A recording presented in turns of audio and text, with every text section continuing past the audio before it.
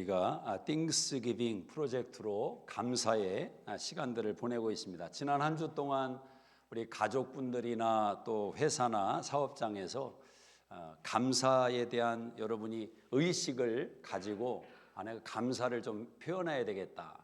그렇게 감사를 표현해 보신 분 한번 손을 들어 봐 주시고, 그래도 내가 감사를 표현하며 한 주를 살았다. 이걸 어떻게 해석을 해야 되겠습니까? 오늘 이 설교를 이걸 어떻게 시작을 해야 될지 심히 당황스럽습니다. 옆 사람 보고 지금이라도 하고 시작을 해야 제가 마음이 편할 테니까 옆 사람 보고 우리 감사합니다 한번 표현해 보십시다. 그 행복에 대한 이야기를 하면서 사람이 행복하지 않은 이유가 먼 데 있는 게 아니라 감사가 부족하기 때문이다. 이렇게 한번 의식을 한번 전환해 보자라는 겁니다. 그럼 왜 감사가 적은가라고 할 때 그 감사가 적다라는 것이 다른 이유가 아니라 내가 예수님에게서 좀 멀어져 있다. 뭐 그렇게 생각을 해보자는 겁니다. 그럼 이걸 바꿔서 공식을 한번 생각해 보면 예수님에게 가까이 가면 감사가 많아질 것이고, 왜냐하면 예수님이 안경을 씌워주시는데 자꾸 감사거리가 보이는 겁니다. 남들이 생각할 때는 뭐 저런 것까지 감사하나 싶을 정도로 감사가 자꾸 드러나고 보이는 거죠. 또 그렇게 감사를 표현하다 보면 반드시 행복이 그 자리에 함께 거하게 되는 것을 봅니다. 그래서 주님을 가까이 하고 감사를 표현하고 주께서 주시는 기쁨과 행복을 누리자. 주님에게 멀어지면 반드시 감사가 식어지고 감사가 식어지면 행복이 달아난다.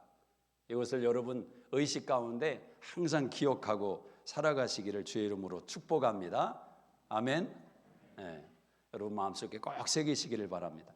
오늘 본문의 말씀은 초막절을 지키라라는 신명기서의 명령이고 약속의 말씀입니다. 우리 한번 13절을 같이 읽어보겠습니다. 13절 시작. 너희 타작 마당과 포도주 들에 소출을 거두어 들인 후에 이레 동안 초막절을 지킬 것이요. 이 초막절이라는 것은 이스라엘에서 세 번째 수확을 거두는 절기를 말합니다. 이스라엘은 1년에 세 번이나 수확을 거둔다라는 것입니다. 첫 번째 수확은 무교절로 보리가 무르익었을 때 수확을 하는 겁니다. 두 번째 수확은 여름에 수확을 하는데 밀과 보리를 또 거두게 되는 맥추절의 수확을 거두게 됩니다. 그리고 이 세 번째는 10월 중순경에 거두는 초막절, 수장절이라고도 하는데 이것은 포도와 올리브 등을 거두는 그런 수확의 계절인 것입니다. 한 해에 있어서 마지막 수확을 거두는 이 절기가 바로 초막절의 절기다라는 겁니다. 한 해 동안 하나님이 지켜주시고 한 해 동안 하나님이 수확하게 하시고 인도하신 그 은혜를 생각하며 감사를 결정적으로 담아서 하나님께 나아가는 것이 바로 초막절입니다. 근데 이 초막절에는 남다른 의식을 하나 행해야 되는데 일주일 동안 광야에 가서 텐트를 치고 거주해야 되는 것입니다. 오늘 13절에 고백을 하듯이 이레 동안 초막절을 지킬 것이요. 이레 동안 7일 동안 광야에 가서 텐트를 치고 생활하는 초막절의 의식을 지켜야 되는 것입니다. 그 이유는 어디에 있냐면 이 초막절은 특별히 과거 40년 동안 하나님께서 광야를 인도하셨던 것을 기억하라라는 목적을 가지고 광야에 가서 텐트 생활을 하라는 것입니다. 여러분, 여러분에게 초막절을 만드시는 지혜가 있다면 뭐 이런 지혜가 있을 수 있겠죠. 처음 미국에 왔을 때 아무것도 없이 미국에 오신 분들이 대부분 아닐 겁니까? 여유가 좀 있어 오신 분도 계시지만 정말 오래전에 오셨던 분들, 40년, 50년 전에 오셨던 분들은 뭐 준비된 게 없이 그냥 이민 생활에 뛰어든 분들이 계실 거라고요. 그때 뭐 변변한 밥상 또 식탁도 없어서 그냥 바닥에서 뭐 식사를 했다든지 사과 상자 올려놓고 식사를 했다든지 뭐 그런 경험이 있을 것 아닙니까? 그럼 한번 1년 중에 일주일 동안 그렇게 한번 살아보는 겁니다. 좀 이상한 짓처럼 보일 수 있지만 나만의 한번 초막절 다양하게 한번 만들어 보는 것입니다. 그래서 사과 상자에다가 밥상을 놓고 그냥 밥하고 국하고 최소한의 음식만 놓고 먹으면서 그 일주일의 시간을 통해서 지나온 세월에 대한 하나님께 드리는 감사와 앞으로 살아갈 인생에 대한 기대를 한번 그 일주일 동안에 가져보는 거죠. 아마 굉장히 많은 변화가, 굉장히 많은 생각의 도전이 그 시간들 속에 이루어질 수도 있다라는 겁니다. 초막절 일주일 동안 텐트를 치고 나가서 그 광야의 여정을 추억하면서 하나님께 감사를 길어 올리는 시간입니다. 광야가 어떤 곳입니까? 뜨거운 태양빛이 다이렉트로 내려쬐던 곳에서 하나님이 구름 기둥을 통해서 이스라엘 백성들을 보호해 주셨고, 또 저녁에는 살을 에이는 듯한 추위가 파고들 때 하나님께서 불 기둥을 통해서 이스라엘 백성들의 온기를 지켜 주셨습니다. 하나님께서 40년 동안 하늘에서 만나를 내려주셔서 이스라엘 백성들을 공급해 주셨습니다. 그 40년의 여정을 이스라엘 백성들은 이 7일을 통해서 기억하고 또 기억하고 또 기억했던 것입니다. 공교롭게도 감사라는 단어와 think라는 생각하다라는 단어가 어원이 같습니다. 누가 감사하는가? 생각하는 사람이 감사하는 겁니다. 하나님의 은혜를 생각할 줄 아는 사람이 감사하고 그 생각의 깊이가 깊을수록 감사의 깊이가 더해가는 것입니다. 오늘 하나님께서 이스라엘 백성들에게 초막절을 지키라고 말씀합니다. 명령을 내리십니다. 자, 감사는 명령인 줄로 믿습니다. 따라하십니다. 감사는 명령이다. 감사는 명령입니다. 감사를 하는 선택은 우리가 하지만 하나님은 선택하라고 준 게 아니라 명령하신 겁니다. 순종하라. 감사는 명령입니다. 감사해야만 되는 것입니다. 그러나 감사를 하는 우리는 조건을 생각합니다. 감사의 조건이 뭔가? 감사의 조건이 있을 때만 감사가 반응되는 것이 인생이다라는 거죠. 그러나 하나님은 우리에게 조건을 묻지 않았습니다. 감사하라. 명령이었습니다. 모든 이스라엘 백성을 향하여 평등하게 명령한 것입니다. 자, 한 해의 농사를 졌지만 어떤 집은 수확이 많을 수도 있지만 어떤 집은 수확이 없어서 한 해의 결실이 망했다. 지난해에 비해서 소출이 적고 여러 가지 문제 때문에 더 피곤하고 고달픈 이 한 해를 보냈다. 그렇게 사람마다 다 다양할 것 아닙니까? 그런데 이렇게 다양한 상황이 있는데 어떻게 똑같이 초막절을 지키라, 예외 없이 모든 사람에게 하나님은 감사를 명령하고 있느냐라는 겁니다. 그 이유는 모든 사람이 감사하는 조건은 다르지만 모든 사람이 감사할 수밖에 없는 내용은 같다라는 것입니다. 오늘 저와 여러분이 같은 자리에 앉아서 하나님을 예배하고 주님을 섬기는 신앙의 표를 우리가 하나님께 올려드리지만 저와 여러분이 일주일 동안 살아온 내용이 다 다릅니다. 어떤 집에서는 막 환희에 찬 박수 소리가 터져나오고 야, 하나님이 응답하셨다, 감사하며 기뻐하며 한 주를 보내는 가정이 있는가 하면 어떤 가정에서는 이 한 주에 부부싸움을 했을 수도 있어요. 너무 힘들어가지고 다투고 당신 때문이라고 너 때문이라고 그렇게 하다가 주일이니까 예배 드려야 되니까 교회 오신 분이 혹시 있을 수도 있어요. 다 다르단 말입니다. 그렇게 다른 상황이지만 그러나 주님께서는 저와 여러분에게 감사를 명령하시는 줄로 믿습니다. 그 명령하시는 감사의 조건은 우리가 다 똑같다라는 겁니다. 그 똑같은 내용이 무엇입니까? 오늘 12절에서 우리에게 가르쳐주고 있습니다. 12절 시작. 너는 애굽에서 종되었던 것을 기억하고 이 규례를 지켜 행할지니라. 1절을 한번 또 읽어보세요. 시작. 아비볼을 지켜 내 하나님 여호와께 유월절을 행하라. 이는 아비볼에 내 하나님 여호와께서 밤에 너를 애굽에서 인도하여 내셨습니다. 하나님께서 유월절, 칠칠절, 초막절 이 세 번의 절기를 반드시 지키라 라고 명령을 내릴 때 그들이 이 절기를 지켜야 되는 조건이 뭐냐, 이유가 뭐냐, 하나님인 한 가지로 딱 말씀하는 겁니다. 너희가 애굽에서 내가 건져내었느니라. 애굽에서 건져내었다. 그 한 가지 이유 때문에 하나님께 감사하라는 것입니다. 구원에 감사하지요. 예수 그리스도의 피 묻은 십자가가 나의 죄를 정결케 하고 나를 하나님의 자녀로 거듭나게 하셨다. 이 사실 때문에 우리 모든 사람들은 하나님 앞에 감사함으로, 범사에 감사함으로 나아갈 근거를 얻은 줄로 믿습니다. 감사의 조건은 바로 거기서 시작하는 겁니다. 자, 지난주에 말씀을 나눴습니다. 감사가 적은 이유는 주님에게서 멀어져 있기 때문이다. 그럼 감사가 뭐냐? 주님에게 돌아가는 것이 감사다. 우리의 마음이 주님에게 돌아가는 것이 감사입니다. 오늘 말씀은 그 연장선에서 그러면 어떻게 돌아갈 것인가? 주님에게 돌아가는 것이 감사인데 어떻게 돌아가는 것이 감사인가? 라는 문제를 우리가 접하게 되는 것입니다.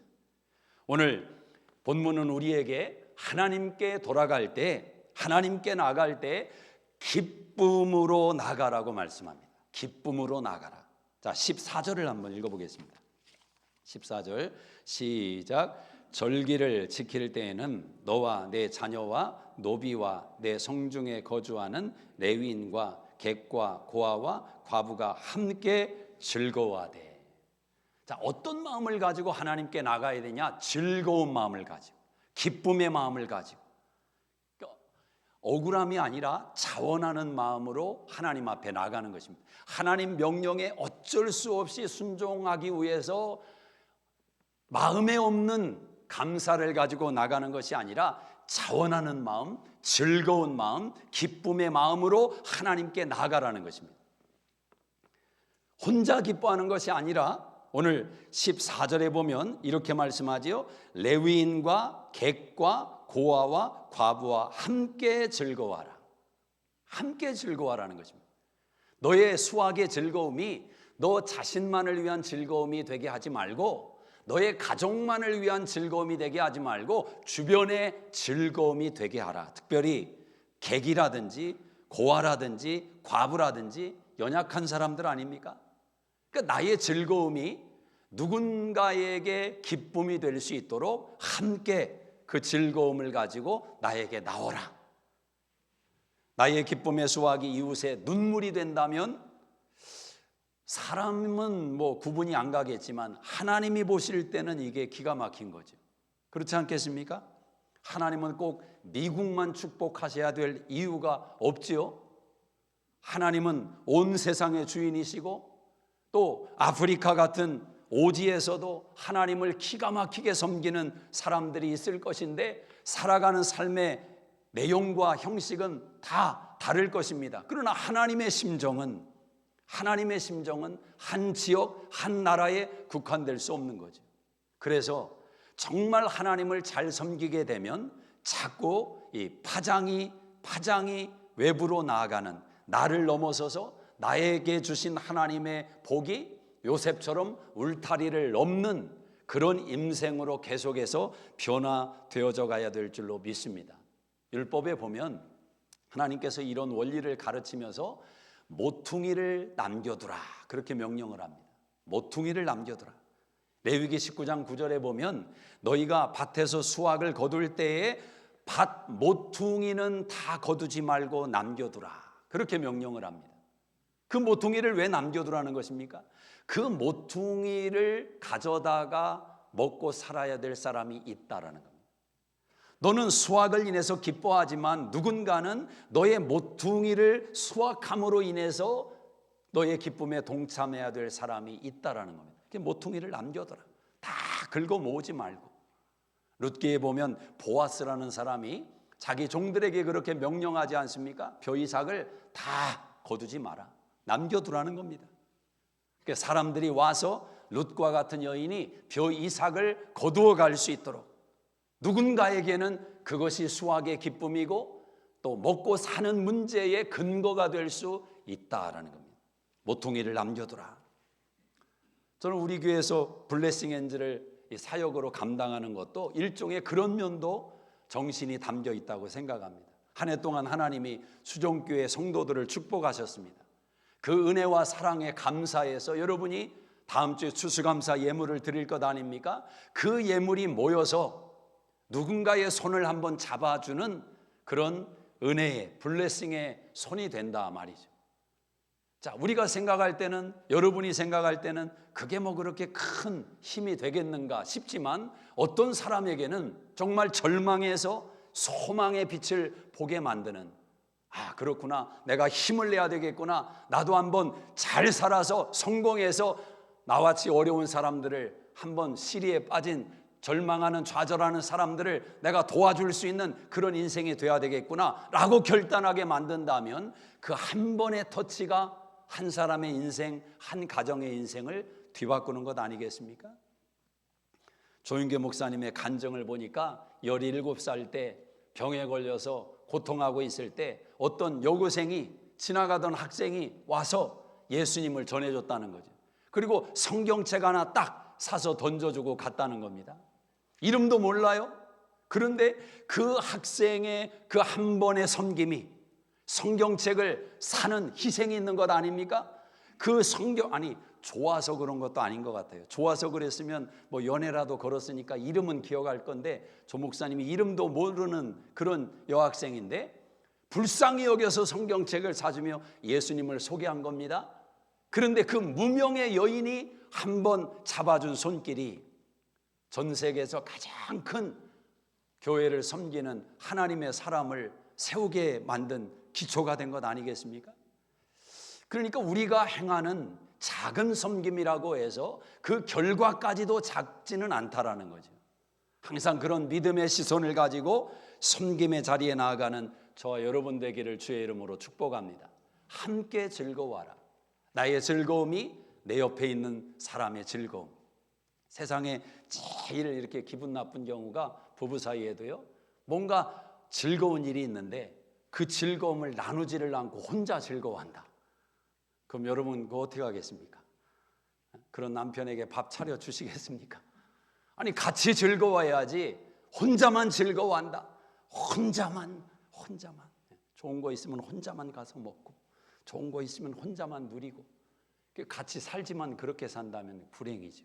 함께 옆 사람 바라보면서 우리 함께 즐거워하십시다. 고백하십시다. 함께 즐거워하십시다. 함께 즐거워하라는 것입니다. 자, 15절의 말씀을 한번 여러분 믿음으로 읽어보시기 바랍니다. 시작. 내 하나님 여호와께서 택하신 곳에서 너는 이래 동안 내 하나님 여호와 앞에서 절기를 지키고 내 하나님 여호와께서 내 모든 소출과 내 손으로 행한 모든 일에 복 주실 것이니 너는 온전히 즐거워할지니라. 여러분, 이 15절의 말씀이 좀 이상하다고 느껴지지 않습니까? 왜냐하면 여호와의 절기를, 초막절을 지키라라는 것은 과거의 은혜에 대한 하나님의 감사로 고백을 하는 것이 초막절인데, 지금 하나님께서 모세를 통해서 말씀하는 것은 내 소출과 내 손으로 행한 모든 일에 복 주실 것이니, 미래형으로 말씀하고 있습니다. 과거형이 아니라 미래형이다.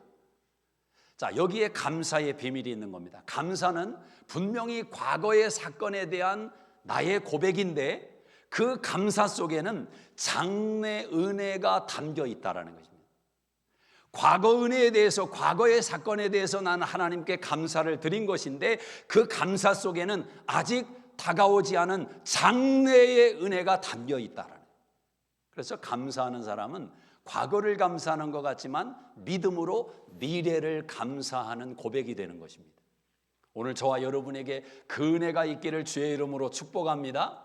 우리가 하나님 앞에 감사합니다 고백할 때 여러분의 미래가 여러분에게 달려오는 줄로 믿습니다. 하나님의 축복이, 하나님의 기름 부으심이, 하나님의 복 주심이 여러분의 인생 가운데 달려오는 줄로 믿습니다. 감사의 능력이 바로 거기에 있다는 겁니다. 하나님은 우리가 잘 되기를 원하시는 분입니다. 아멘이십니까? 요한 3서 2절 1장 2절에 1장 2절에 보면 하나님은 내 영혼이 잘됨 같이 내가 범사에 잘되고 강건하기를 내가 원한다. 하나님이 원하신다는 거예요. 여러분이 잘 되기를 원하십니다. 옆에 분 모시면서 한번 잘에다 힘을 줘가지고 나는 당신이 정말 잘 되기를 원한다. 한번 시작. 그 정도 가지고는 안 될 것 같아요. 잘 되기를, 잘에다가 조금 악센트. 여러분, 자녀들에게도 한 번씩 그런 좀 이렇게 격려를 해주시면 얼마나 좋을까, 그죠? 점수 받아왔고 뭐를 했으면은 너 참 잘했다. 근데 이거 조금 더 노력해야 되겠다. 자꾸 이렇게 뭔가 지적하고 뭔가 이렇게 약점을 긁어내고 못하는 걸 그 애들이 싫어하더라고요. 저희 딸은 특별히 이게 자기 주관이 있는지 뭐 지적하면 아주 싫어해요. 그래서 잘한다 하면은 더 노력을 하는데, 그게 어린아이들뿐만 아니라 모든 인생이 그럴 것 같아요. 자꾸 이렇게 지적하는 것보다 잘한다. 그런데 그냥 잘한다고 하지 말고 잘한다. 잘한다. 뭐 옆 사람 다시, 나는 당신이 잘 될 줄로 믿습니다. 조기는 진짜 잘 될 것 같아요. 여기 어느 분인지는 모르겠지만 정말 잘 되시기를 주의 이름으로 저는 수종계 목사로서 우리 수종계 성도님들이 다 잘 되기를 원합니다. 네. 잘 되게, 육신적으로도 잘 되고, 집에 집 새로 이사 가서 신방을 하고 그렇게 좋을 수가 없어요. 그렇게 좋을 수가 없어요. 다 제 집보다 다 좋기를 주의 이름으로 축복합니다. 다 잘 되시기를 축복합니다. 하나님이 그런 심정으로 우리를 축복하신다라는 거죠. 그런 심정으로 축복하신다. 그 축복을 누리라는 거죠. 여러분, 만족이 무엇입니까? 만족. 여러분, 만족하십니까? 온전히 즐거워하는 게 만족입니다. 그냥 즐거워하는 게 아니라 온전히 그래서 진짜 만족은 예수 안에만 있는 것입니다. 아무리 육신적인 환경으로 다 갖추고 있고 부러움이 없이 살아가는 사람 같아도 온전히 즐거워할 수는 없어요. 그래서 여러분, 예수 안에 만족을 누리는 사람은 그런 사람들에게도 복음을 전해줄 수가 있는 겁니다. 왜? 여러분보다 살아가는 내용이 다 좋아 보여도 예수가 없으면 온전하다는 단어가 빠져있기 때문에 즐거워 보여도 진짜 즐거운 게 아닙니다. 그래서 여러분 심령 안에서 나오는 즐거움을 딱 보여주면 부러움을 살 수밖에 없습니다. 이 사람은 나보다 다 못해 보이는데 저 얼굴에 쓰여있는 저 기쁨의 정체는 뭐냐? 그게 예수 믿는 사람의 능력이에요. 능력. 그게 능력. 여러분이 빌 게이츠 이상으로 갈 수 있겠습니까? 물론 가시면 좋겠지만, 그런데 그런 사람 앞에서도 이 기쁨을 얘기해 줄 수 있어야죠. 그 사람 기쁜 것 같지가 않아요. 얼굴을 보니까. 여러분 사연도 다 아시죠? 하여튼 딴 데로 또 세면 안 되니까. 예수 믿는 사람은 저수지의 원리를 가지고 살아가야 됩니다. 보내주는 거죠. 아낌없이 흘려보냅니다. 그러면 그 물이 가서 논과 밭을 채우고 다른 사람들의 곡식을 일으켜 세우는 근원이 됩니다. 그럼 저수지물은 없어지는가? 어딘가에서 또 다 흘러오지 않습니까? 다 흘러오는 것입니다. 이번 주에 산책을 하는데 그런 생각이 들었습니다. 육신의 발걸음은 부지런해야 되고 머리는 겸손해야 된다. 그 생각이 막 저절로 들더라고요. 육신의 발은 힘이라는 것은, 사람의 힘이라는 것은 여러분 땅에서부터 오는 것입니다. 땅이 힘을 주는 겁니다. 땅에서 곡식이 나오는 거예요. 그래서 땅하고 가까울수록 힘을 얻는 근원이 됩니다. 그래서 인간이 처음 이제 힘을 얻는 장소가 어디입니까? 발목에 힘을 얻는 거 아니에요. 발목에 힘을 얻어서 걸어다니고 뛰어다니고 그러는 거거든요. 연세 드실수록 부지런하셔야 오래 사는 거예요. 틀림없습니다. 발목에 힘이 있어야 돼요. 걷는 게 가장 중요한 일과 중에 하나가 되어야 됩니다. 영적인 일 빼고 나이가 들어가실수록 하여튼 부지런해야 돼요. 걸어다니시다. 그런데 영적으로는 하늘에서 복을 받는 것은 이 머리의 생각이 중요한데 여기가 좀 단순해야 됩니다. 겸손해야 됩니다. 하나님의 은혜를 좀 받아야 됩니다. 부지런해야 되고 하나님의 은혜를 받아야 되고, 이 두 가지가 잘 연합이 될 때 복된 만족한 그런 인생이 될 줄로 믿습니다. 여러분의 만족이 주변의 사람들과 함께 누리는 만족. 하나님은 저와 여러분이 기뻐하기를 원하십니다. 사도 바울의 고백 가운데 멋있는 말이죠. 나는 비천에 처할 줄도 알고 풍부에 처할 줄도 알아 일체의 비결을 배웠다. 참 멋진 말이죠. 삶에 대해서 이제는 자족하는 법, 만족하는 법, 내가 실력을 딱 갖췄다라는 거예요. 어떤 상황, 어떤 형편이 놓여도 그 마음을 빼앗아갈 수 없다 선언해버리는 것입니다. 한평생 살아가도 그 능력 속에 살기를 주의 이름으로 축복합니다. 주님 앞에 감사함으로 나올 때 그런 기쁨, 즐거움, 만족, 함께 누리는 즐거움, 그렇게 주님에게 나오라는 것입니다. 두 번째는 주님에게 나올 때 그릇을 준비해서 나오라는 거예요. 그릇을 준비해서 나오라. 자, 16절, 17절을 한번 읽어봅시다. 시작. 너의 가운데 모든 남자는 1년에 3번 곧 무교절과 7.7절과 초막절에 내 하나님 여호와께서 택하신 곳에서 여호와를 배웁되 빈손으로 여호와를 배웁지 말고 각 사람이 내 하나님 여호와께서 주신 복을 따라 그 힘대로 드릴지니라. 자, 주님에게 나올 때 그릇을 가지고 그릇 속에 담아서 나오라. 빈손으로 여호와를 배웁지 마라. 그릇에 뭔가를 담아오라는 것입니다. 그릇에 뭔가를 담아오라. 무슨 말인지 여러분이 아실 겁니다. 감사의 내용이 담겨 있어야 된다. 하나님에게 나오는데 빈손으로 나오지 마라. 빈손으로 나오지 마라. 감사를 담아서 와라. 그리고 돌아갈 때는 하나님이 담아주는 것을 담아서 가라. 근데 여러분, 우리가 담아가는 것은 눈에 보이는 건데 하나님이 담아주시는 것은 눈에 안 보입니다. 여러분이 감사로 하나님께 나와서 하나님께 올려드리고 돌아갈 때 하나님이 그곳에 담아주시는데 눈에 보이지 않습니다. 그런데 놀라운 것은 인생은 눈에 보이지 않는 그 내용이 눈에 보이는 것을 다 움직이고 결정해버린다는. 에베소 1장 16절 이하에 보면 너희의 마음 눈을 밝혀서 그의 부르심의 소망이 무엇이며 그 창세전에 하나님께서 예비하신 그 영광의 기업이 어떠한 것을 너희가 알기를 원한다. 눈을 감고 있으니까 안 보인다는 거죠. 그러나 눈을 뜨게 되면 하나님이 담아주시는 것이 보인다라는 거죠. 여러분, 하나님이 주시는 그 축복을 가지고 여러분의 삶의 자리로 돌아갈 때 근본적인 행복이 시작되는 줄로 믿습니다. 그게 중요하다 말입니다.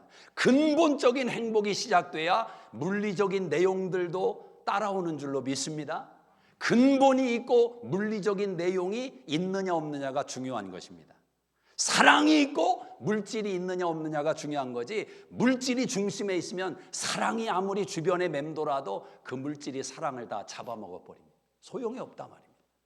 하나님은 근본적인 것을 딱 담아주십니다. 때로는 담대한 마음을 주셔서 가라.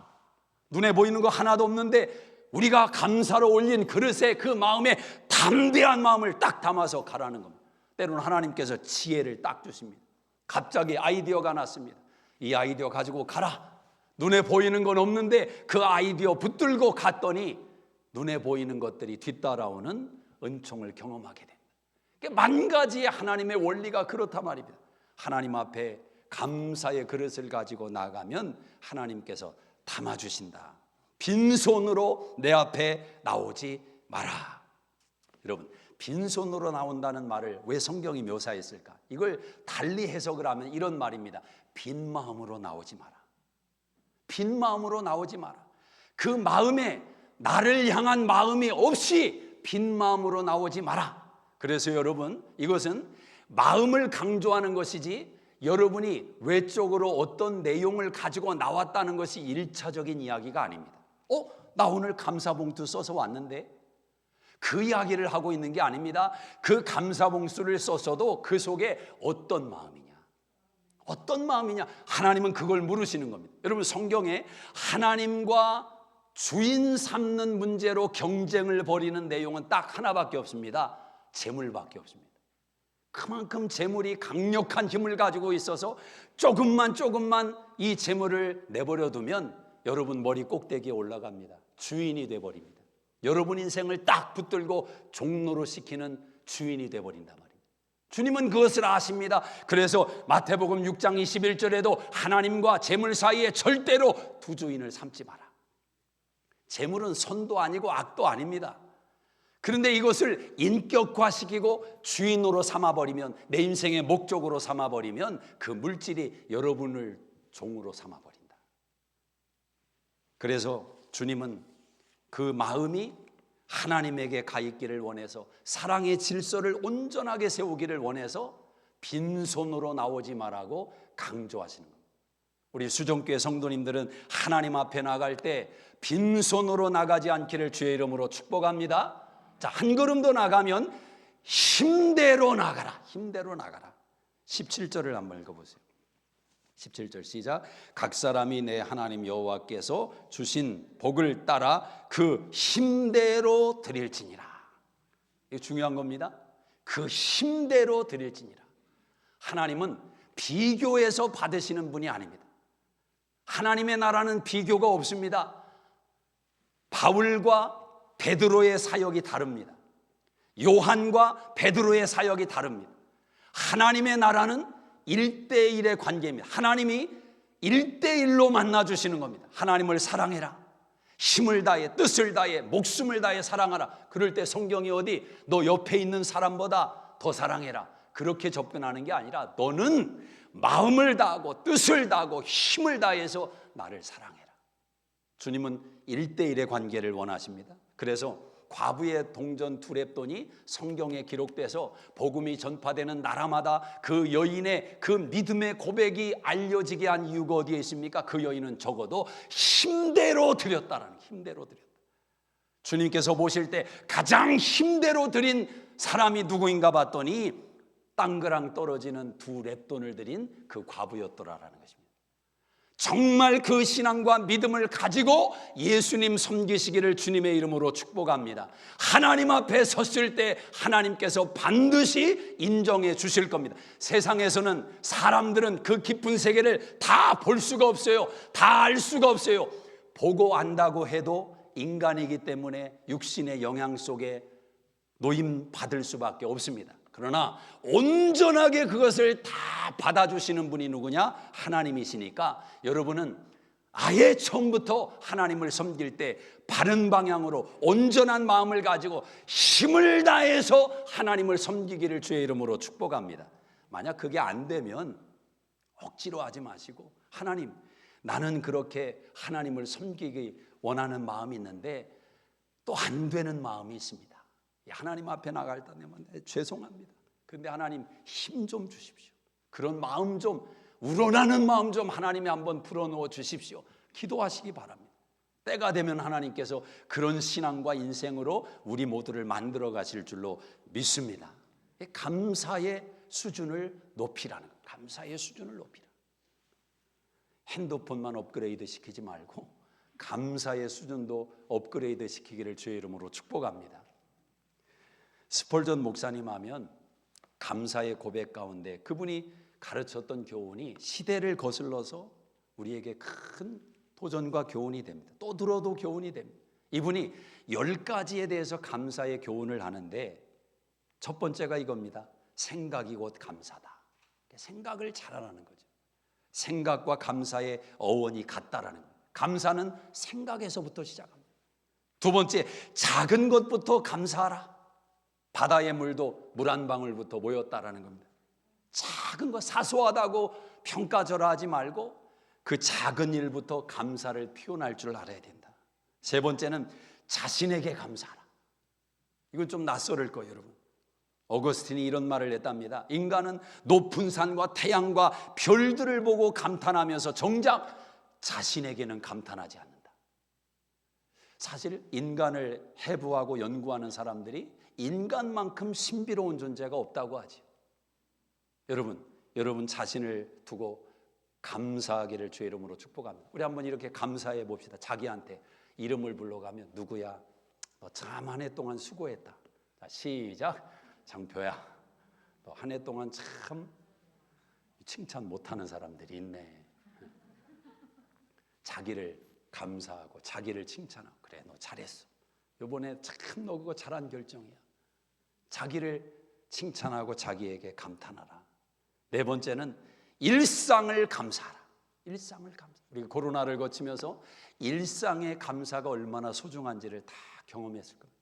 식탁에 제 시간에 앉아서 가족과 함께 음식을 먹으면서 하루의 일과의 대화를 나누고, 이 평범한 일상, 지극히 당연해 보이는 일상, 그러나 그 일상이 얼마나 감사한 일인지 여러분 아십니까?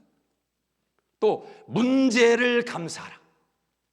해답이 없는 문제는 없으니까 문제가 있어도 감사로 밀고 나가라. 여섯 번째는 더불어 감사하라.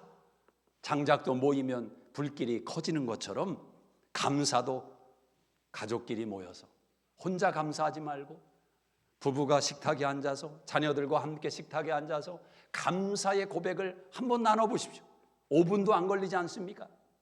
감사를 한번 고백해 보라는 겁니다. 감사가 100배의 결실이 되어 돌아온다. 일곱 번째는 그럼에도 불구하고 감사하라. 결과 때문만이 아니라 어떤 상황에서도 나는 그럼에도 불구하고 감사합니다. 그런 신앙으로 일어서라는 겁니다. 그 앞에 모든 문제는 고개를 숙이게 된다는 거예요. 여덟 번째는 잠들기 전 시간에 감사하라. 하루를 돌아보면서 한날 한날을 감사로 마무리를 하라는 것입니다. 아홉 번째는 감사의 능력을 믿고 감사하라. 감사하면 메아리가 여러분의 인생에 돌아온다는, 감사합니다 고백하면 그 감사가 여러분을 향해서 다시 달려온다는 겁니다. 감사합니다 달려온다는 겁니다. 열 번째는 모든 것에 감사하라. 그 유명한 말씀이죠. 별빛 보고 감사하면 달빛 주시고, 달빛 보며 감사하면 햇빛을 주시고, 햇빛에 감사하면 영원한 천국의 빛을 주신다. 감사는 계속해서 늘어가는 것입니다. 시작이 어렵지 한 번 감사하면 30배가 되고 60배가 되고 100배가 되어 돌아오는 줄로 믿습니다. 감사는 감사할수록 커져가는 거죠. 저는 웬만하면 부부지간에 싸우지 말라고 그렇게 가르칩니다. 어떤 사람들은 잘 싸우는 법을 배워야 된다고 하는데 저는 도무지 그 방법이 뭔지를 모르겠습니다. 싸움은 느는 것입니다. 처음에 나쁜 말 하기가 어렵지 한 번 나쁜 말 탁 뱉어버리면 두 번째는 강도가 훨씬 세진 말이 자연스럽게 나옵니다. 자연스럽게. 싸우지 말고 늘어나는 원리를 여러분이 꼭 기억하셔야 됩니다. 죄는 처음이 어렵지 한 번 죄를 용납하면 죄는 금방 늘어납니다. 감사를 늘어나게, 감사를 늘어나게, 감사합니다. 감사합니다. 감사합니다. 감사의 파장이 있다는. 저녁에 같이 모여가지고 딸과 집사람과 6가지 적은 것을 한 번씩 읽는 시간만 갖습니다. 쭉 이렇게 읽는데 딸은 그냥 단어로만 적어요. 그래도 이제 네가 풀어서 설명을 해라. 왜 감사한지. 근데 하루는 이렇게 감사하더라고요. 엄마 아빠가 있어서 감사하고 그러더라고요.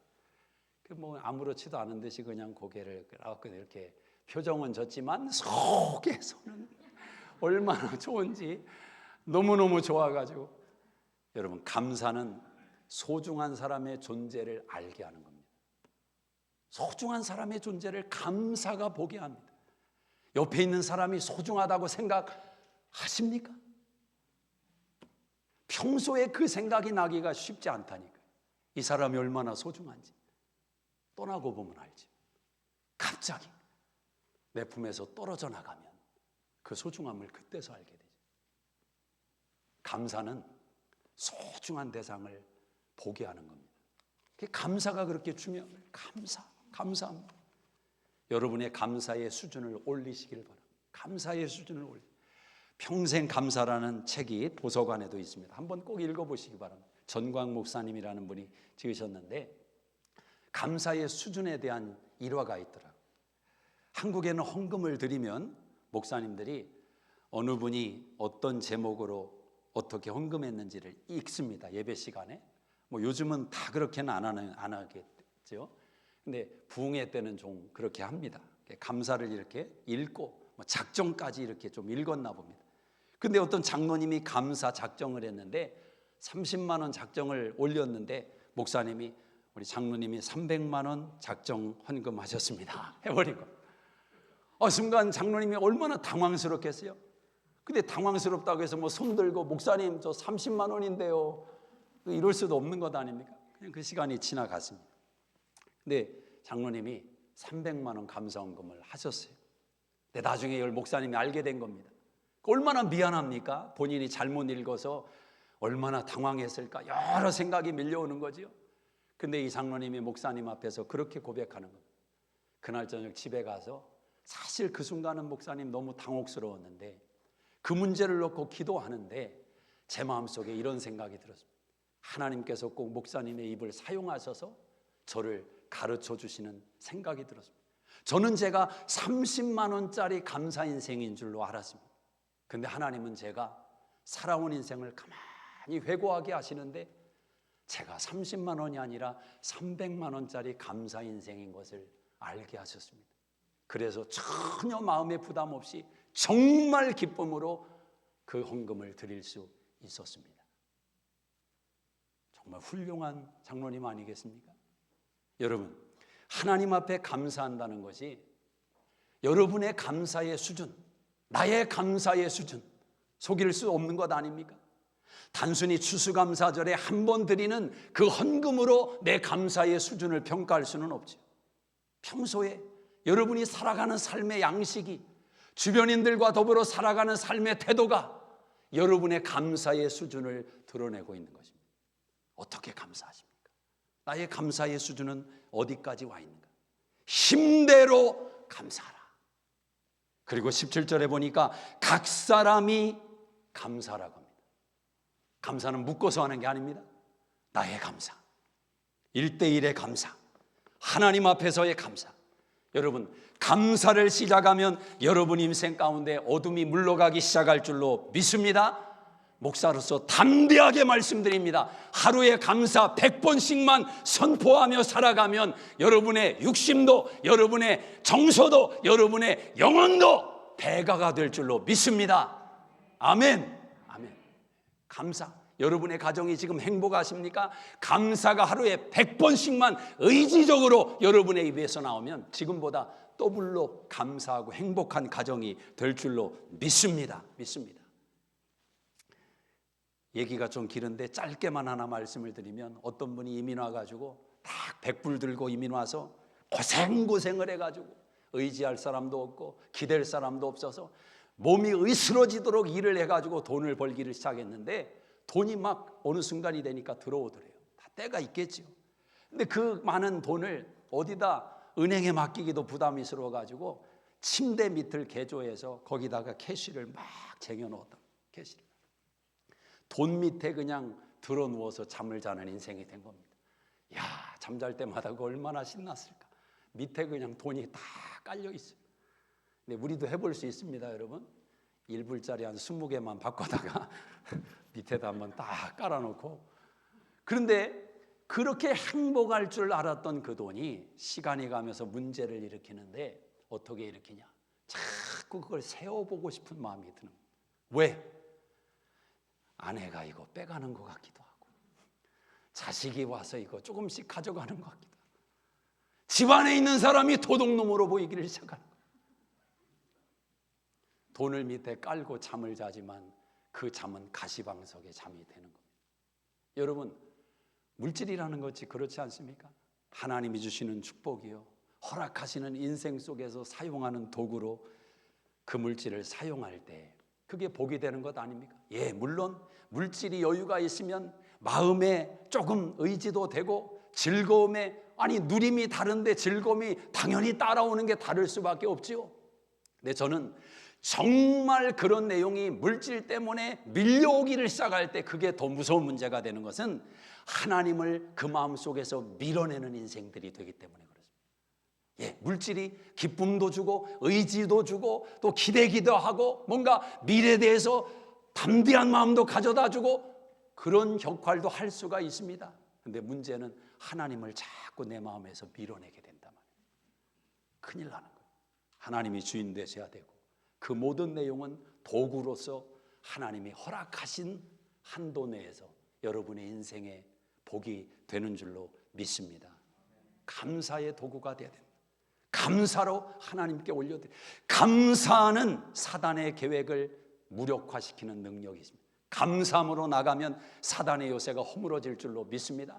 그냥 감사하세요. 차 안에서도 감사합니다 주님. 왜 감사하냐? 아예 몰라요. 그냥 감사해요. 나 구원하셨잖아요.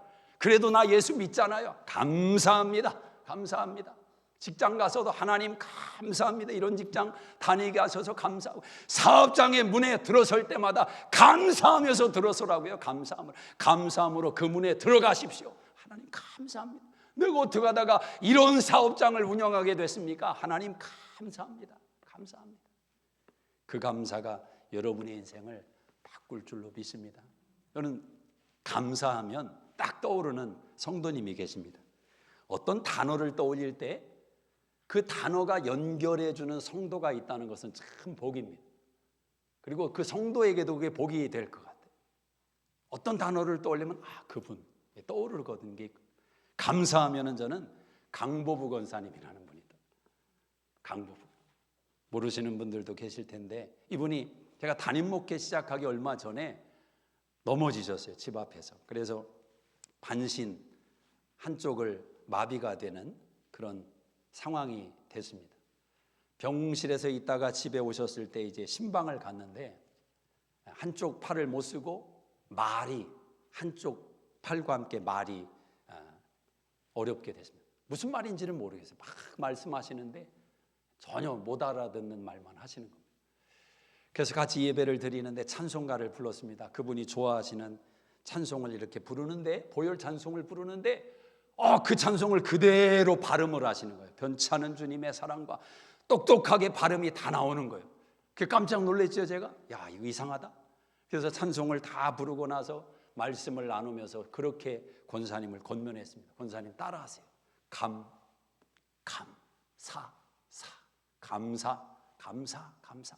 감사합니다.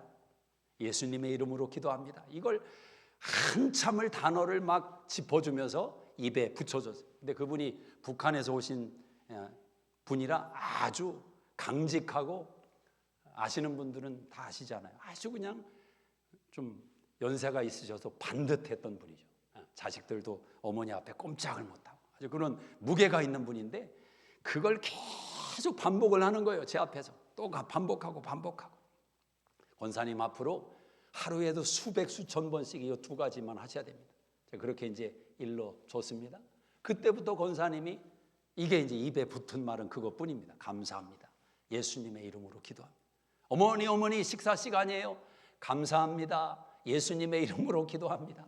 손자 손녀가 와서 할머니 좋았어요. 감사합니다. 예수님의 이름으로 기도합니다. 교회 오셔서도 여러분 그 고백 들으셨을 겁니다.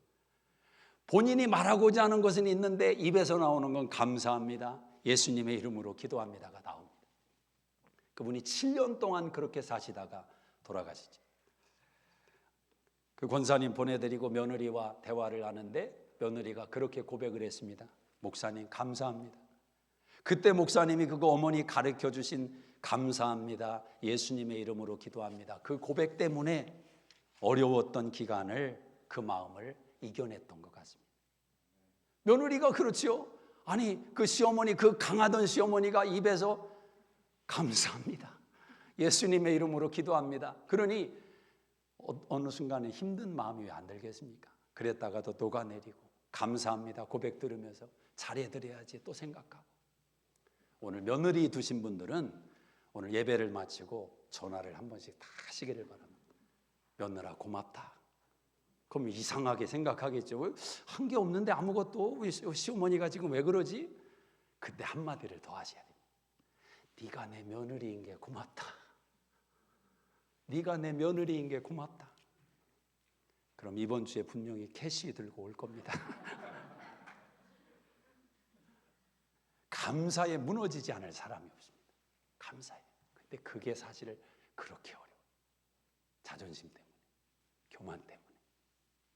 사랑하는 여러분, 오늘 예수님께서 초막절을 가지고 우리에게 설교하셨던 내용이 요한복음 7장에 등장을 합니다. 초막절 명절 마지막 날에 예수님이 서서 17절을 여러분 집에 가서 읽어보십시오. 목마른 자들아 누구든지 다 내게로 오라. 그렇게 말씀합니다. 목마른 자들아 다 내게로 오라. 18절에 말씀합니다. 나를 믿는 자는 성경의 이름과 같이 그 배에서 생수의 강이 흘러나리라. 감사가 뭐라고요? 예수님에게 가는 게 감사입니다. 다 내게로 오라. 목마른 자들아. 너 왜 행복하지 않은지 아느냐? 너 왜 인생이 그렇게 목마른지 아느냐?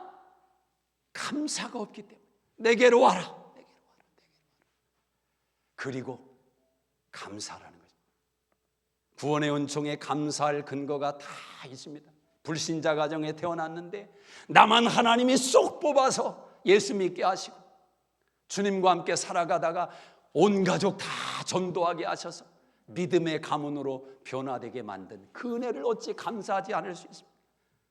중독에 걸려서 인생 허비하던 존재인데 하나님이 어느 날 나에게 복음을 던져주셔서 예수님 만나게 하시고 하나님의 은혜와 축복을 받고 하나님의 일을 감당하는 사람이 되게 하셨다. 어찌 감사하지 않을 수 있겠는가? 다 내게로 오라.